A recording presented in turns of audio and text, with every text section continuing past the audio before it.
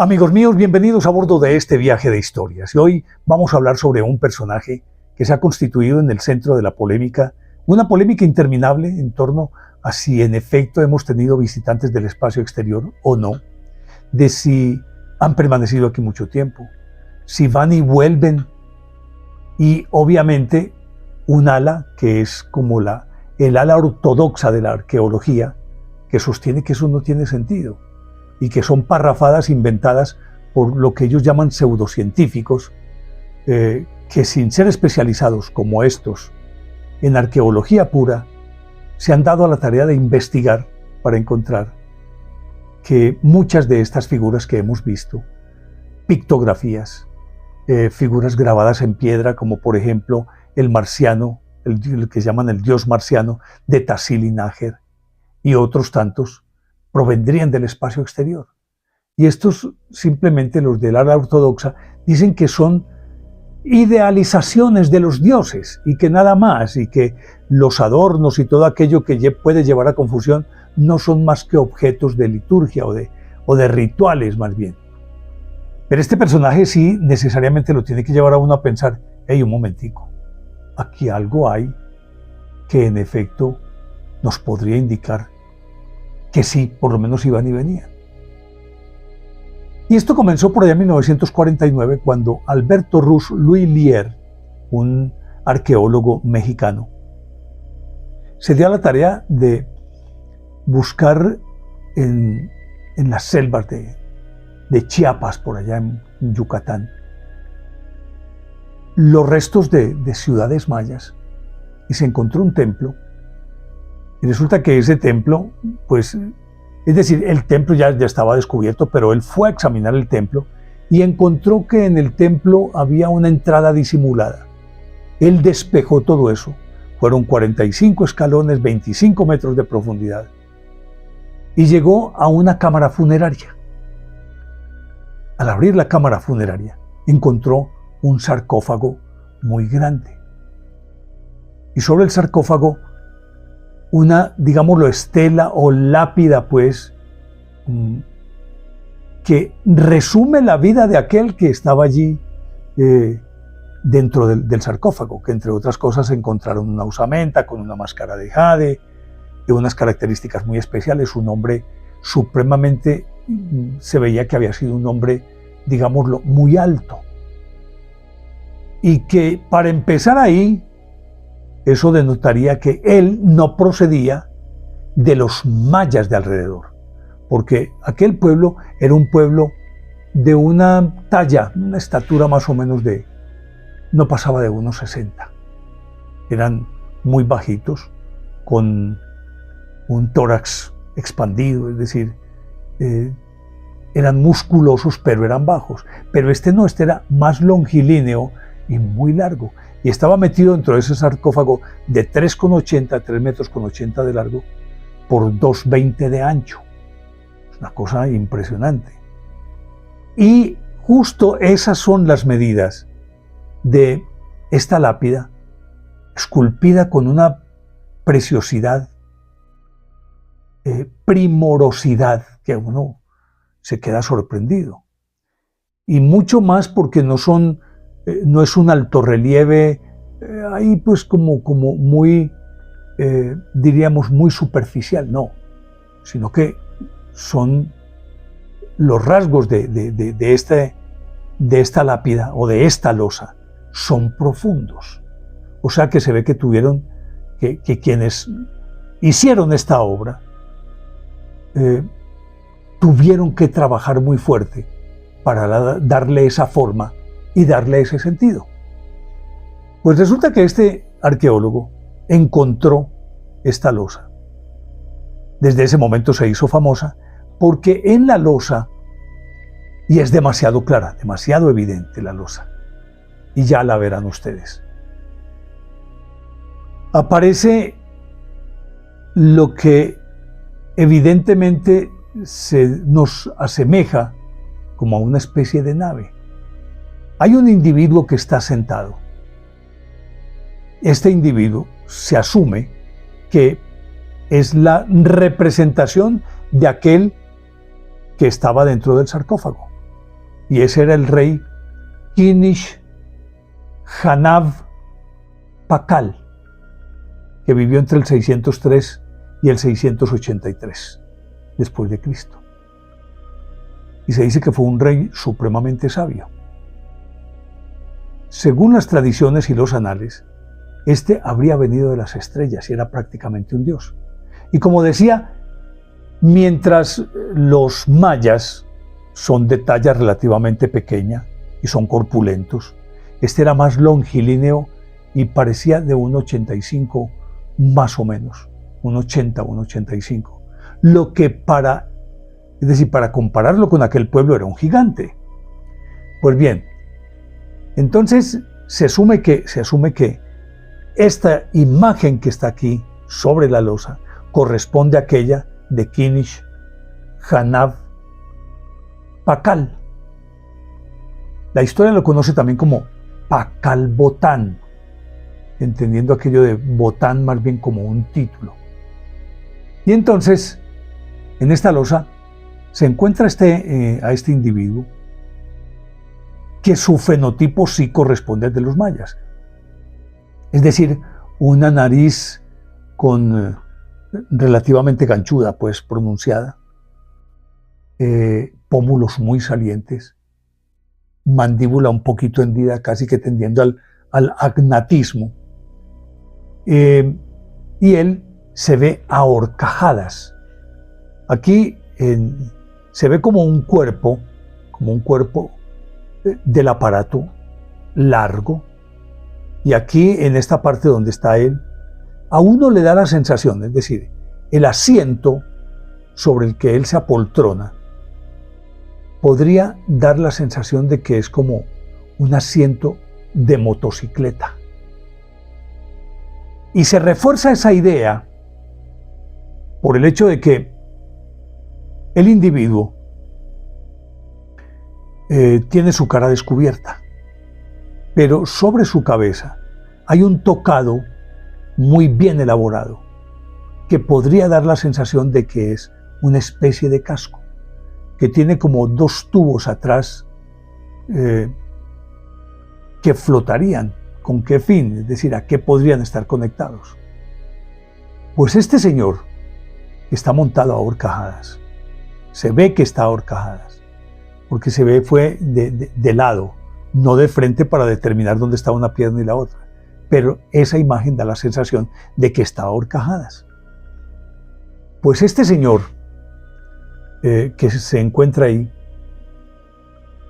si uno se detiene a mirarlo bien, su nariz está conectada a un pequeño ducto o conducto que a su vez se conecta en algo que uno podría llamar como una especie de balón de oxígeno, un recipiente en todo caso, del que provendría oxígeno que él consumiría, es decir, necesitaba oxígeno para estar ahí.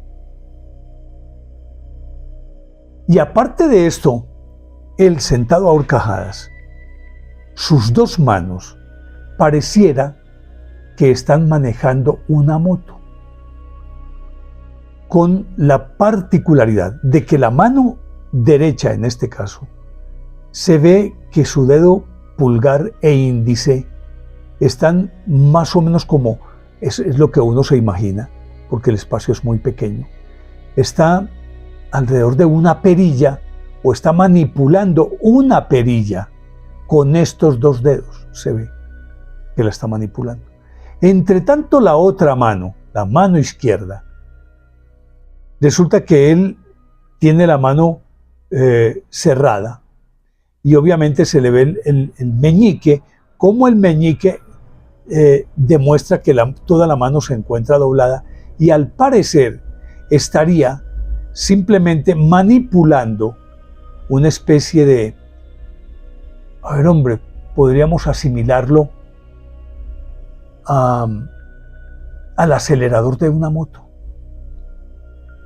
Aquí con el manillar, pues con el manubrio que llaman, y él se ve que su mano está doblada y está teniendo dentro de su mano, evidentemente, se asume uno que una especie de palanca o algo por el estilo, porque al observarlo se observa desde afuera y entonces se ve es el meñique, que es el cuarto dedo doblado.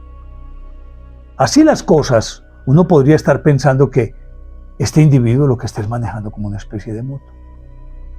Pero se me olvidaba decirles también que estando a horcajadas y con una posición levemente inclinada hacia adelante, casi que una semi-escuadra, está mirando atentamente, pero al parecer da la sensación de que él está mirando por un aparato especial, como si fuera, esto es agregado mío, esto es un agregado mío, es que podría dar la sensación de que estuviera viendo por un periscopio. Y si es así, pues no se ve el tubo del periscopio, pero sí se ve que ahí podría asimilarse como a una pequeña pantalla. Y hasta qué punto este manubrio, que es manipulado con la mano izquierda, en donde supuestamente uno podría acelerar o desacelerar, y la mano derecha, que está moviendo evidentemente una perilla, ¿qué tal si simplemente lo que están haciendo es que están calibrando el periscopio por el que está observando? Pero también se puede dar o puede producir la idea de que en efecto él está a horcajadas en una nave y él va manejando la nave y aquí enfrente tiene lo que podría asimilarse como a una especie de tablero en el que estarían pues los instrumentos.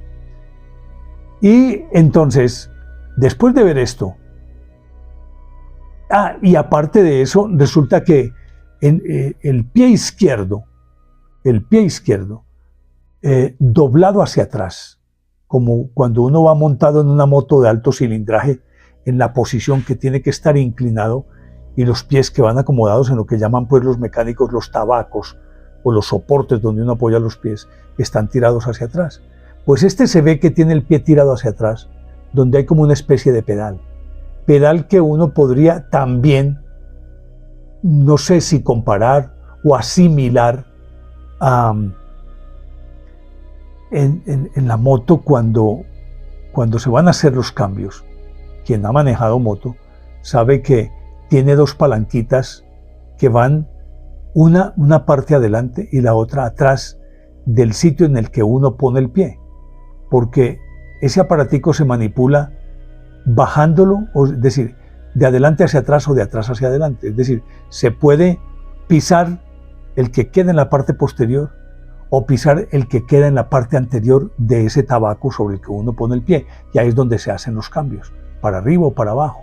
Y este daría la sensación de que está apoyado más o menos en un pedal de estas características. Y a todo esto habría que sumarle que está vestido de una extraña forma. Cuando se mira en primera instancia, uno ve pues piernas y brazos.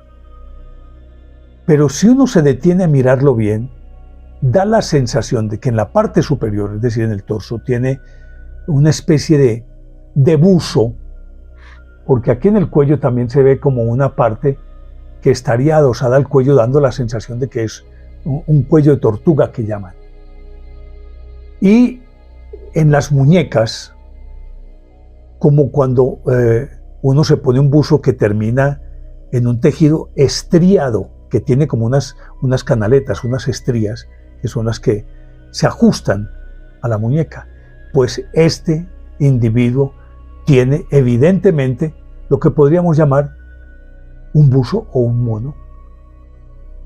Y en la parte posterior de la cintura, más o menos hasta la mitad del muslo, hay una parte en la que se evidencia que lleva como una especie de, diríamoslo, de traje muy fuerte, porque está entrecruzado como si fuera casi que una malla de las que usaban en la Edad Media, pero va solamente hasta la mitad del muslo. Y luego se mira la pierna, la que es más clara, o sea, la izquierda, que supuestamente está apoyada en aquel pedal. En el tobillo se ve también como si terminara un tejido acanalado o estriado, lo mismo que los puños de las muñecas de lo que estábamos hablando hace algún instante. Y al mirar bien la pierna da la sensación, porque no es que uno pueda constatar que ahí llevaba un traje, no, se ve como si llevara un traje, lo mismo que en la parte superior con las manos. No es que estés, es decir, de entrada lo ves desnudo, pero si te detienes un poquitito vas a poder, la forma de los brazos darían a entender que encima llevaba una prenda muy pegada a la piel. Lo mismo ocurriría con unos hipotéticos pantalones para la parte inferior del cuerpo. Y en la cintura tiene un cinturón también acanalado, pero un cinturón que estaba atado por la parte de adelante y por la parte de atrás como si fuera un cinturón de seguridad. Y resulta que para la arqueología ortodoxa, es decir, la tradicionalista, la posición de toda esta figura sobre la losa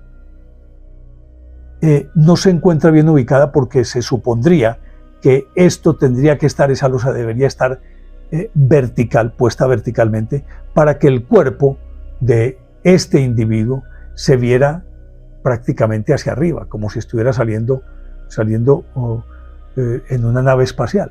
Pero aquí resulta que se da es la impresión de que va en forma horizontal, y ahí se puede ver el cuerpo, que para los arqueólogos tradicionalistas dicen que es el árbol de la vida, porque adelante de la cara de este individuo, o sea, de Pakal Botán, para no decirle ese nombre tan complicado de Kinish Hanav Pakal, digámosle Pakal Botán, que es como popularmente se le conoce, pues resulta que cuando lo miras, encontrarás que definitivamente este individuo necesariamente está pilotando una nave. El cinturón de seguridad así lo indica, las tobilleras, donde termina el traje en las muñecas, más conectada la nariz como a una especie de respirador que va conectado a un balón de aire. Y cuando ves todo el conjunto, que ese árbol de la vida del que estaba hablando, cuando lo ves, se supone que abren ramajes a lado y lado, y son pues como unas figuras muy intrincadas, muy complicadas, muy difíciles de uno poder entender quiénes son y de qué se trata.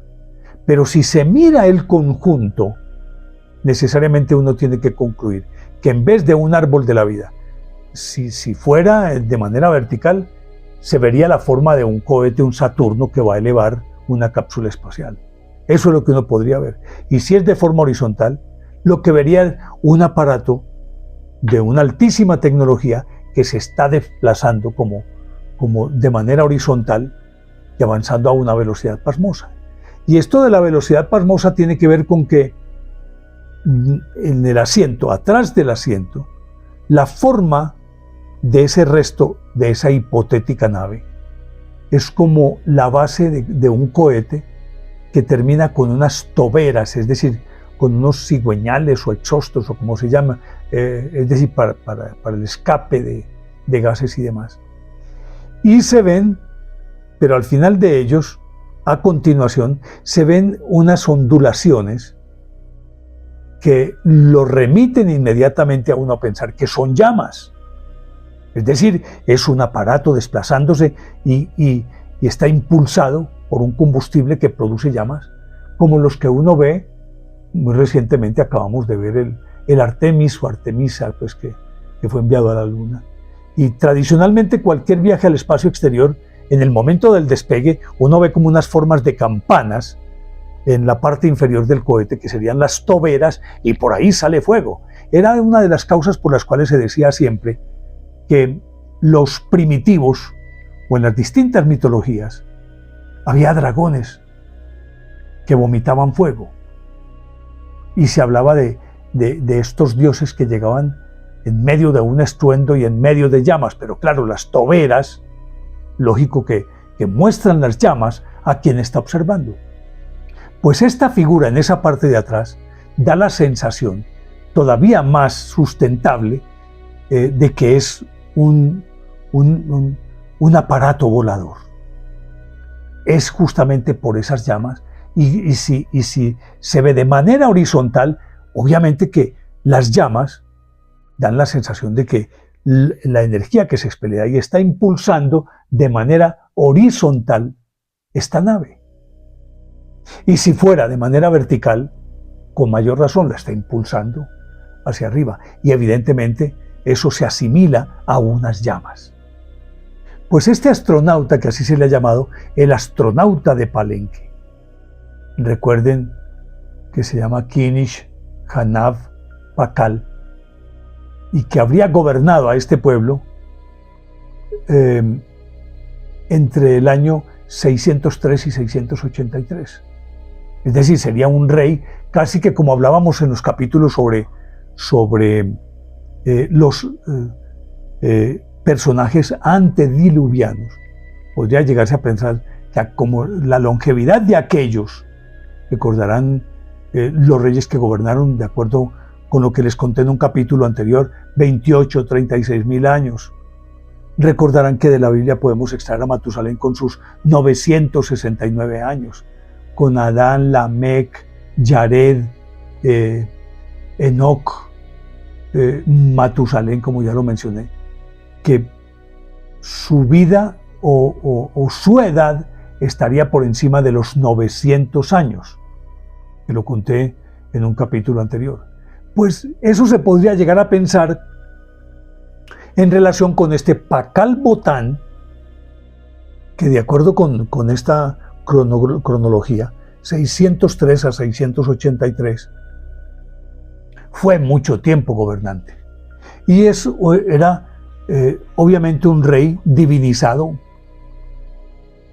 Y esto, para llegar a una instancia como esas, tuvo que haber tenido un papel muy preponderante, definitivo, en un rol de civilizador, de enseñarles a los primitivos del área a cultivar, a sembrar, a abonar, a enseñarle rudimentos de civilización a ese pueblo, este Pakal Botán. Y por eso decía al principio que alrededor de esta figura hay demasiadas conjeturas y demasiadas polémicas, pero es que los hechos, bueno, uno ve lo que quiere. Hay un fenómeno que llama la pareidolia o paraidolia, es decir, que uno ve lo que quiere ver.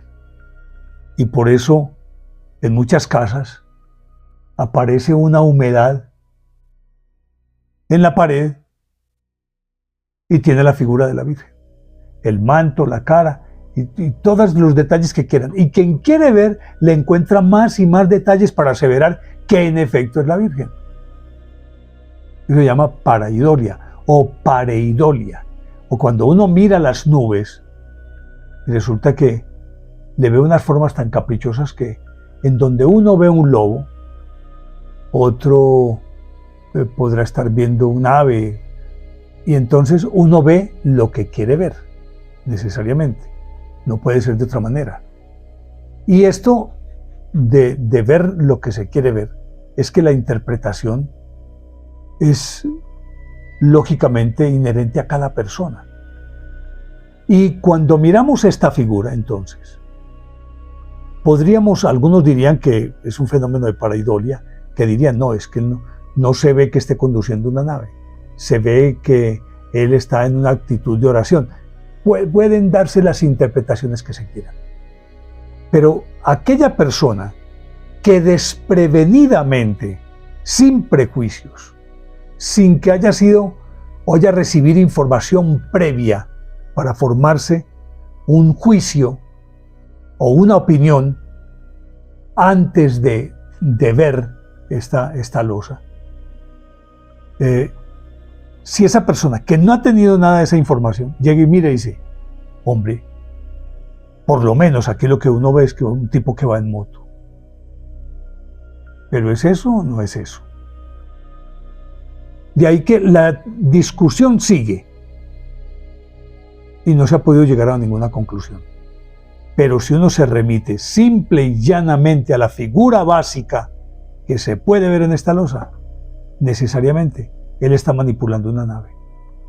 Y así lo indican las llamas de atrás, el manubrio, el hipotético periscopio, el artefacto o la cánula, pongámoslo en esos términos, que está conectada a su nariz, que a su vez esa cánula está conectada al que parece un balón de oxígeno. Si lo miras desprevenidamente, tendrás que llegar a esa conclusión de aquí tiene que haber algo que no nos han querido como explicar muy bien, pero está ahí, mírelo, y le dejo esa misión. Mírela, aquí ya se las hemos mostrado aquí en este episodio, y ustedes saquen sus propias conclusiones, porque por más que le digan a uno que no, por más que le digan que sí, la imagen está en los ojos del que mira.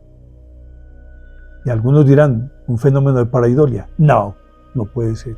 Es que está grabado en piedra y se ve la figura completa.